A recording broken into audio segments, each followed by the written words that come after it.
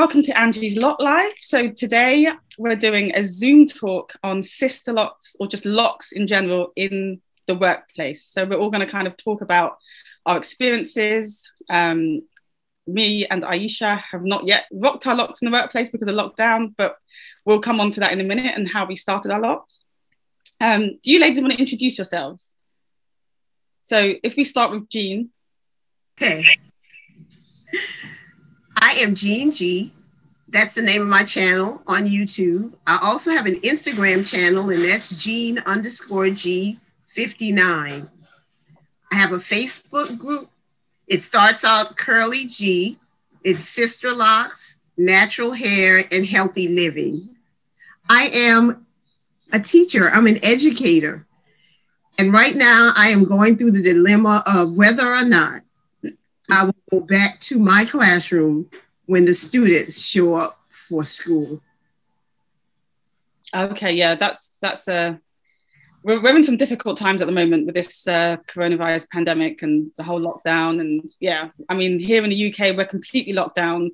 Nothing's open other than the supermarket and essential places, you know, the doctors and things. So yeah, it is a tough time.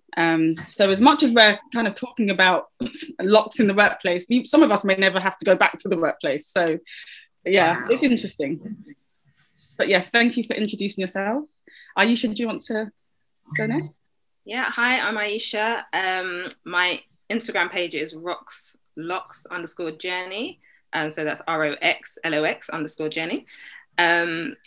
And yeah, I'm a senior project manager at an international development charity. So my role normally involves me traveling a lot throughout the year. And obviously I haven't been able to travel at all this year. So my role's changed quite significantly in the last year. And Lisa? Hi, I'm Lisa. My YouTube channel is Leecey Leece. I am on my second set of sister locks, and my channel is all about sister locks. For work, I'm a head of HR in an international company, so I travel quite a bit as well. I haven't been out and about much with this set of sister locks, but with my first set, I was working in the corporate world at the same time. So I've already experienced it before my locks got locked down. Yeah, so I've watched a few of your videos. I think you actually did a video on something around, you know, the professionalism of locks. And I think I've watched that one before. Yeah. So we'll come on to that. So just quickly for myself, I work in the kind of marketing and client management space. I kind of have a mixture of roles where I've kind of done a range of different things in terms of different sectors, but I haven't, my locks, I pretty much got installed during the lockdown, the first lockdown, so last July. So I haven't had I haven't actually been into the workplace with my locks yet. So that it'll be interesting once I do. But to be honest with you, I think it's not that different from, in my view anyway, because I used to always wear braids. It's not, to me, drastically different to go in with a hairstyle like this than compared to like medium-sized. Obviously they were much longer, so I'd have like the extensions, you know, like boob length extensions. I don't think anybody will be radically, you know, shocked apart from the length difference really. But I know, you know, generally speaking, when it comes to hairstyles, you know, being a Black woman, workplaces, even applying for jobs, it's a big consideration of ours. We have to think about the image that we're presenting and, you know, how that is perceived. So Lisa, when you got your first set of locks, what did you have before that hairstyle? It was a hot mess, actually. So it was a real improvement. I was kind of in between the transition between. So I'd always grown up with relaxed hair. My mum relaxed my hair when I was about 8. And so for me, I wasn't one of these people that sat watching sister locks forever before I got them. I didn't particularly want locks, even though I'd grown up with them before I was 8, because my dad's a Rasta. So for me, it was really interesting. I hadn't relaxed my hair for about 6 to 9 months, and I was in between that space where I was deciding what to do next. then I saw Sister Locs and I wanted them. The reason my hair was such a mess was because I'd had it in a style, a kind of tapered style, and it had just kind of grown out into this afro that I was doing nothing with. I didn't know what I was doing. So when I got Sister Locs, they were in a style, actually, my first set, they were in that kind of tapered style, and they literally were an improvement on what my poor colleagues had to deal with before then. So they really were. It was a relief for all of us. So quite nice in that cut, actually. I was quite impressed by, because normally you kind of get Sister Locs and your hair's not really cut in any kind of style, and then maybe later on you think about giving it a haircut. But yeah, you had quite a nice sort of layered look. Yeah. Nice. It was accidental, yeah. That's just the follow-on from the short style I'd had when it was relaxed. But a lot of people did like that. I think it just gave it a little bit of difference. But yeah, so when I got my Sister Locs, and honestly, I work in a corporate world, so it's predominantly white male, I would say, is the environment. I don't know how much they know about hair or our hair in particular, but what I would say is that they were really complimentary, actually, and they didn't know they were locks. And that's why when I did my video, I wanted to make that distinction, because I don't think they actually know what they are. So I got a lot of those types of questions. Oh, what have you done to your hair? But nobody out with it called it locks. Even Black people didn't necessarily call them locks. So I do think you get a bit of an easier time with Sister Locs. It's true, to be fair. I mean, I think Sister Locs does tend to attract people that have not necessarily considered locks before, and you know, it is a much, you treat the locks like they're strands of hair, really. I mean, mine are probably bigger than yours and Jean's from what I can see, but for the most part you treat them just like strands of hair in terms of how you're styling it. So it's not you know, it's not that radical in that sense. Iyisha, what's your decision? Because obviously you've got more the traditional size lock. I've noticed that, like, amongst the younger people the traditional locks are like the thing now. So I've always had natural hair, and unlike you guys, I always wanted my hair relaxed as a child, and my mum never let me, which I'm really glad about now. I got it age 7. Age 7, my mum was like, I can't deal with this hair anymore. Yeah, I had a really thick hair as a child, and I always wanted it relaxed, and my mum refused, which I'm so glad she did refuse. But at the time, obviously, I was just very vexed about it. But I've always had natural hair, and always, I guess, struggled to know what to do with it. And I guess it's only recently where Black people have started to really embrace their hair, learn how to care for it, learn how to nurture it, know how to not just hide it under a weave or a wig. Like, we're really trying to embrace it. So I guess over the last 7 to 8 years, I've really embraced my natural hair. But because I travel so much, I often always have my hair in extensions when I'm traveling, because it just makes it easier. And then recently, I guess in the last 3 to 4 years, that's when they started to crochet braids and crochet locks. So I came across the faux locks, and I used to have faux locks all the time, because I've always loved locks. And my mum's got locks, and all of my aunties have got locks. So I've always loved locks, but it was just always, oh, how do you have fake locks? And then suddenly the crochet faux locks came in, and it was just a really simple, easy way to have locks. And I'd always considered doing locks myself. And it's so funny. It sounds really stupid, but everyone's always like, oh, you need to wait till you get married before you have your locks. Like, you don't want to have locks on your wedding day. Like, this was like a genuine conversation that people used to have. And I was like, what if I never get married? Like, I really don't care about getting married and stuff. But importantly, you can wear them on your wedding day. Yeah, but these were genuine conversations, because you rarely see married women with locks. Even now, it's still quite rare. So it sounds really stupid, but these are the kind of comments that people used to say to me. And then also, I always assumed that to have locks, you had to shave your hair off first and start from fresh. And then it wasn't until my mum got her locks done about 3 years ago, and she just did it with her natural hair. And I was just like, oh, you don't need to shave it off. I always thought you had to shave and start fresh. Because that was always a thing for me. Oh, I don't want to go bald and shave off my hair and it take ages to grow back. So when my mum did that, I was like, oh, great. But I always knew you kind of go for an ugly phase of the as your locks are maturing, particularly with thicker locks, they go through a phase where they're quite messy. And I was just like, oh, I can't be bothered to deal with people asking me what's going on with your hair, or etc. And then lockdown happened, and I was like Yeah, black women everywhere were like, I can just pull this wig off my head and free my hair. I am not going anywhere, like literally. And at first we just thought it was like a month or 2 months, but I was like, oh, this is great. Like, I'm not leaving my house. I'm not going anywhere. Yeah.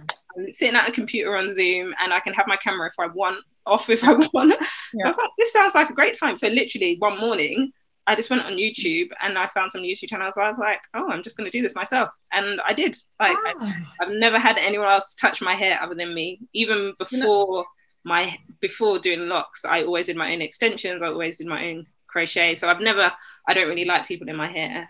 So I was like, the independence bit, I think, is quite nice if you can do it yourself. I mean, I would like to get there, because I do my daughter's, I put some braids, which will hopefully turn to locks, in her hair, and I've done the first retie. We do one now, but I think the independence, if you can have that, then I mean, it's nice to have someone else do your hair, but the independence that comes with it, especially what we've learned from this whole pandemic and everything being shut. So I think if you can do your own hair, then it's exactly. And then just with like Instagram and YouTube, there's so many people doing it and so many ways to learn, and you can just watch people's journeys and just be inspired by other people. So again, that really helps, because I think maybe like 10 years ago that kind of thing wasn't around to just see and learn from others.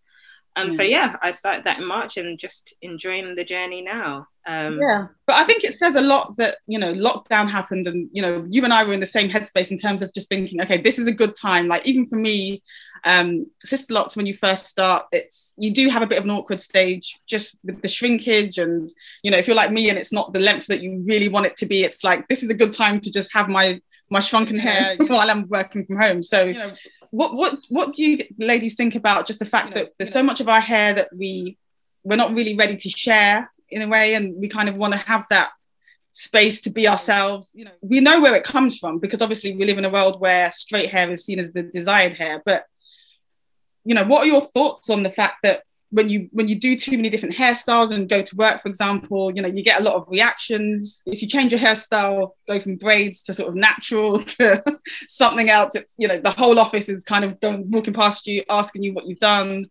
These are the things that are kind of real to us, isn't it, in a way, that we have to really think about the hairstyles that we wear in the corporate world. Yeah. Well, I've never worn a wig, and I've never worn a weave. I've never had any kind of faux hair that I wore out into the workplace, or I've never did. I had natural hair until I graduated college, and my niece told me about a relaxer, and her hair was straight. And I let her relax my hair, not knowing what a relaxer was. And then when I washed my hair, I was disappointed. But I wore that for a long time. And eventually, I don't know, I wanted to say, remember the Jerry curl? Oh, yeah. I've had one of those. I had what you call a dry look Jerry curl. And then eventually cut my hair off to about that much. And almost lost my husband because of it, because he likes long hair. Yeah. And eventually I saw Sister Locs. When I was a loose natural for at least 10 years. I would 2-strand twist, braid it, put it in an updo and that kind of thing. Sometimes that's how I went to work. Once I got Sister Locs, people didn't know what I had. I was the only one at my school with Sister Locs. And I think I probably wore my Sister Locs at least 2 to 3 months before any other adult realized that there was a difference because of the way it looked. And they couldn't tell from afar that it wasn't my loose natural hair. Once they realized what it was, then there was all these questions about it. And I was just so happy to be able to educate everyone about the locks. Even the locks was something that I never, ever saw in my future. I never had a vision for locks. I have a sister with traditional locks. My son had traditional locks for so long. But that was not going to be something that I was interested in. But when I saw those Sister Locs on this lady's hair, and then, it might have been micro locks. I don't know. they're so much the same. Yeah, yeah. That once I found out what it was, I had to have it. And I have had pretty much no negative reactions from anyone in reference to it. People thought that I would not wear it for very long. I have one teacher to come to me, and she's a young friend of mine, when she noticed what it was, and she said, "Are those mini dreads?" And I was like, "Not mini dreads, they're sister locks." So she said, "How long are you going to wear it?" I said, hence the word lock. They will be here until, and so she said, "Oh, okay, I'll just give you a month." And then I had one lady to tell me that I shouldn't have done it because there's just so many negative connotations with sister locks and the spirits that are a part of it. And I told her the same spirit that was within me before I got sister lock is the same spirit that's within me as I wear these sister locks. It's still the same hair on my head that was on my head before it was locked. And I think that's the thing. I think, as much as we talk about, the workplace and how it's perceived with, people from different backgrounds, the reality is it's actually within the Black community that we have a lot of the negativity around locks. So it's actually a bigger issue to try and convince sort of friends and family, I find, around it, probably more so than anybody else. Exactly. During my consultation, that was one of the questions that was asked of me. Have you thought about what your family, your friends, the people at your church are going to think? And I already knew there was only one other opinion that really mattered. And that was my husband's. My children, discussed that with them. Of course, they don't live with me. And after he watched so many videos and looked at so many pictures, and then I told him that my hair wouldn't look exactly like that, but I was just giving you an idea. He said, "Go for it. You've always made good decisions when it came to your hair." So we were okay. And that was the only opinion that really, really mattered. Yeah. No, that makes sense. Agree. Yeah. I mean, I don't think my husband was, I'm trying to remember what his reaction was actually. I don't think he was particularly adverse to anything. He's quite pro-natural anyway. So, he'd probably have more to say about me wearing a weave than getting sister locks, to be honest. So I don't really remember having to worry about his opinion too much. I think it's more, if anything, it's actually more me doing my daughter's hair and telling everyone that that's, she's going to have locks. I think that's where I've encountered the most, resist people calling me up going, "So are you not taking those micro braids out? Are you actually going to leave it to lock?" And, all of this kind of stuff. And what are they saying regarding your daughter, as in? Yeah. Like, I think, what are they saying? I think a lot of people feel like the fact that it needs to be shaved off to change it, because obviously there's not really that much knowledge around locks in general, so people don't really understand that you can actually take locks out. It will take you a while, but it can be done, so you don't have to kind of shave it all off and be bald in order to kind of go to your next hairstyle. So yeah, I think because for myself, I don't really ask people what they think, because I'm not really that interested, I suppose. But for her, people feel more like they have to come and tell you, like almost like they're holding an intervention. And I'm like, where were people when I was getting my hair relaxed at 7 years old? Did anybody hold an intervention? Exactly that. Exactly. I think you're right.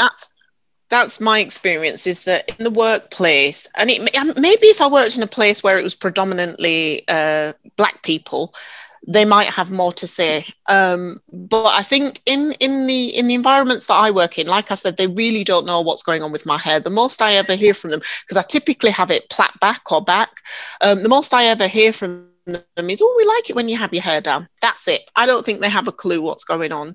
But like you, my daughter's got sister locks, and I got hers installed when she was 4, and I didn't invite opinion. I didn't ask, just like I didn't with my hair. I told them this is what I was doing. And much like Eugene, the only opinion that mattered was my husband's. And he didn't know what they were. And as soon as I showed him, he loved them, and he was like, "Yeah, do it."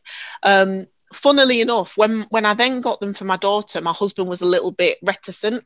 And the reason for that was because the feedback I was getting from people was, well, you know, she's only a child. She's got good hair. Why would you want to do that to her hair, kind of thing? And will it prevent her from getting opportunities? It hasn't prevented me. I've had a promotion. I've moved on to another job.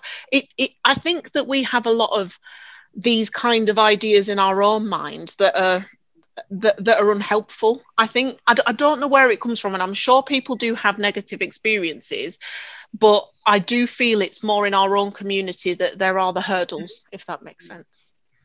It's interesting you say that, actually, because I'm like looking for a new role now, and I was talking to my friend about my locks, and like going to an interview with locks I've never had to do and stuff, and like even before locks I always wear head wraps. Like head wraps is something I always wear, and I feel quite comfortable in my own workplace wearing them. Because it's an international organization, there's loads of people from different cultures, it's quite mixed, whereas when I have worked in a very white environment, I felt more can I wear a headscarf here? What will people say? And I've never worn a headscarf to an interview, and I still don't think I would, because of what I have in my head, how people might perceive a Black Afrocentric woman coming into the workplace. So yeah, and that again might be my own perception, but that is how I feel. Like if the interview panel was all white, I feel like I might come across as too Black for them, and they wouldn't know what to do with me. So I personally probably wouldn't wear a headscarf in an interview. But I've got locks now, so I don't know if that's any better for them. But yeah, I don't know whether it's our own perceptions or what we've been brought up with, what we've been taught. Yeah, I don't know. Yeah, it's interesting. I think it's all of, sorry.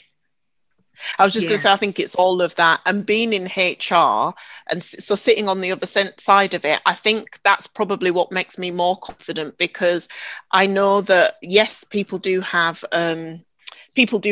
prejudices, etc. But I feel quite strongly that, and I would wear a headscarf, and I would have my locks, and I would have my natural hair. I turned up to that interview with that mess I told you about, and they still hired me. But the reason I would do all of that is because we should be in spaces where we're welcome. And I think if I got in there dressed in one way and then turned up with my hair out or my hair in locks the next day, I would want to be in a place where actually they were open and inclusive to that, rather than not hostile, but ignorant. Let's say ignorant.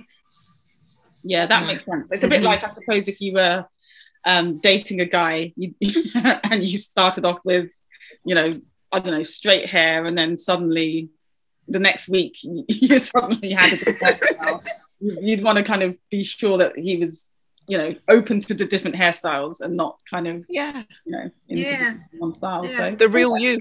Exactly. Right. So yeah, it's really interesting, actually. Lisa, I heard you say that when they talked about your daughter, they said that, but she has good hair. I've heard that so many times. So why did you lock it? But you have good hair. What is good hair? Exactly. I think of hair as something that I just need to take care of to make it look the way that fits my standards. And that's that I have good hair, because I took care of my hair. Yeah. You hear that all the time. Yeah, agree. I think in general, we kind of just need to keep being ourselves and go into whether it's the workplace or being around different kind of friends and family. And I think the more people see, you know, women with locks, you know, styled in different ways, so they can see that actually their perceptions and everything is about not really understanding or not really knowing enough about it. So I think that will really make a difference. Exactly. I think that, you know, Instagram, YouTube, if they really listen and watch, you know, hear what we're saying, there's a lot of true, general, you know, information that has some integrity on YouTube. Yeah. I do know that, because I've been thinking about even doing a video and saying, I am not the expert. You know, I don't know everything about sister locks, even though that's what I wear on my hair. But I think that in our community, we've presented a lot of information that would be valuable to a lot of people if they would just really listen. Yeah, I completely agree. And I think, you know, as I say, the more exposure that people have, the more that they'll understand, and the more that sister locks and any other type of locks can be another option at the table, and not something, you know, that is seen as odd or different or to be frowned upon in any way. Exactly. And those same family members that said that were worried about my daughter's hair, they absolutely love her hair. I don't know what your reaction has been from your relatives and the likes, but you know, the people that had doubt, and I had some that said to me, "Oh, but you work in the corporate environment. You have meetings. What on earth are you going to do with it when you go into meetings?" kind of thing. They absolutely love my hair now. They really do, and they love my daughter's hair. And I think the reason they love it is because they see the versatility. We are more confident in ourselves, and we play with it a lot more. We do a lot more with it. Yeah.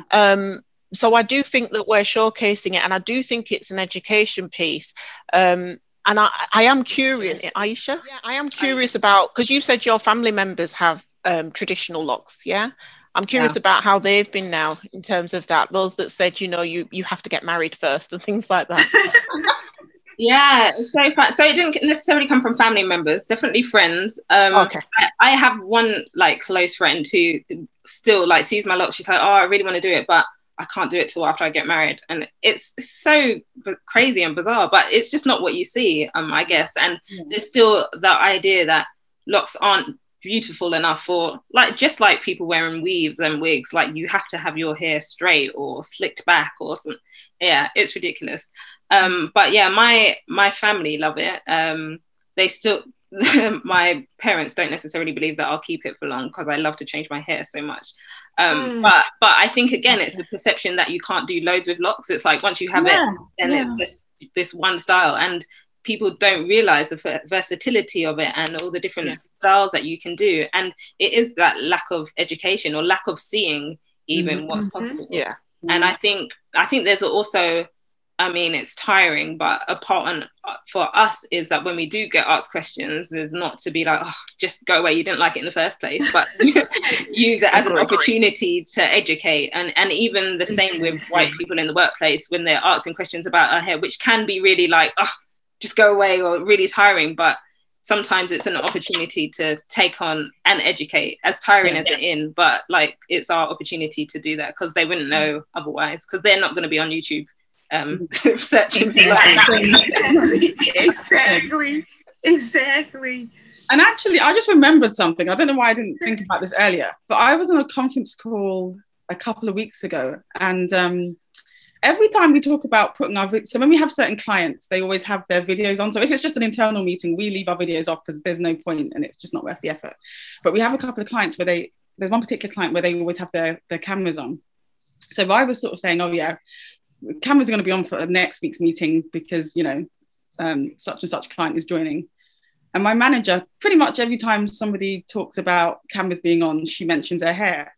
So her latest joke is that, "Oh, my hair looks like Joe Wicks."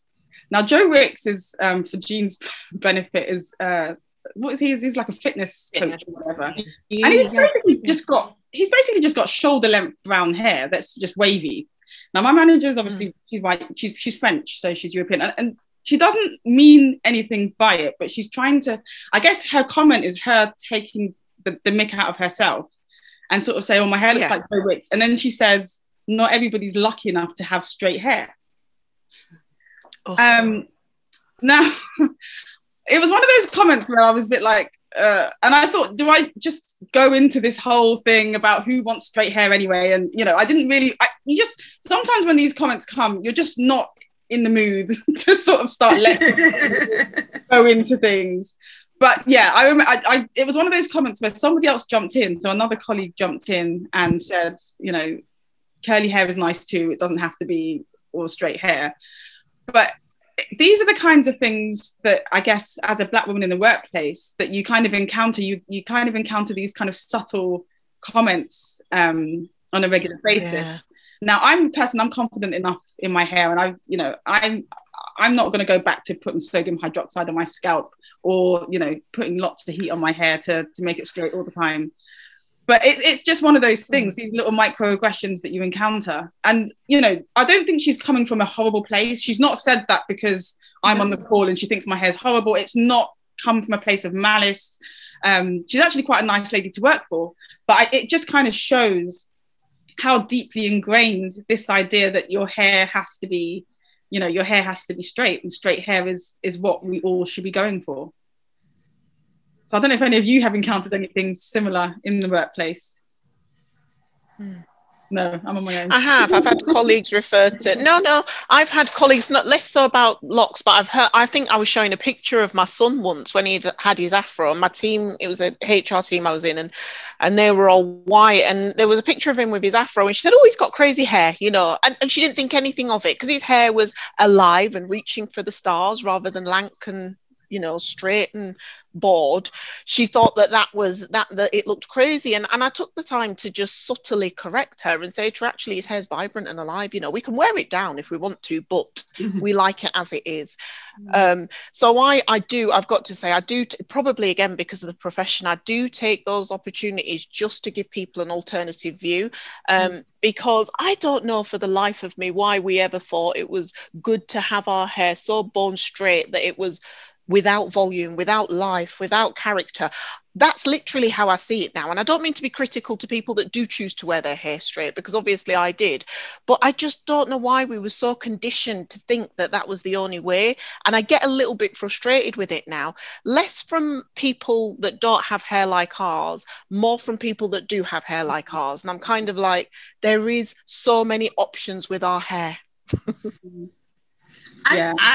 I do believe that it came, one of the reasons the straight hair came into our lives is because they found it easier to handle. Just like with relaxed hair. If it's straight, it's easier to handle. But our hair is going to curl, and it is going to try to come together.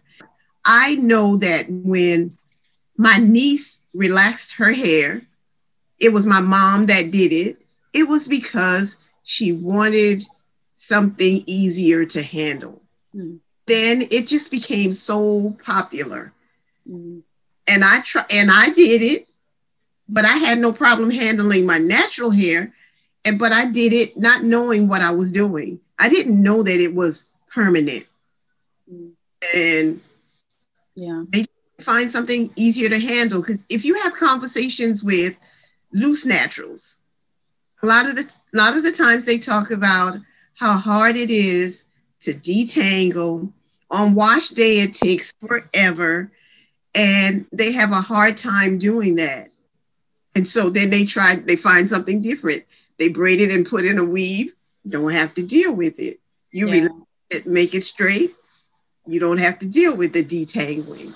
And that's the beauty of locks, isn't it? It's just being able to get up and go and not spend hours and hours doing anything to it. Wash days are great. I literally washed my daughter's hair before we went to the park. It took like 15 minutes. It was great. Exactly. Wow.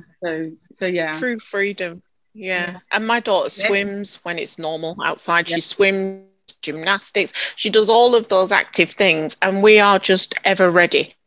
Yeah. You know, it does not take long to sort her out. It doesn't take long to sort me out. All the things we were looking for, all the stuff you mentioned there, Jean, locks are actually a really good alternative. One of the other things I hear people say a lot of is, I'm not going to lock my hair until I get to 40. I'm going to wait.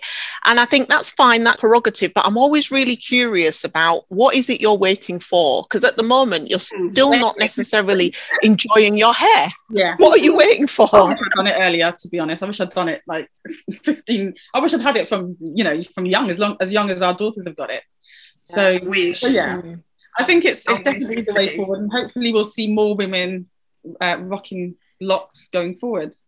But yeah, I think that was a great discussion. Thank you, ladies. Iyisha, I know you've got another appointment, so I'll let you go.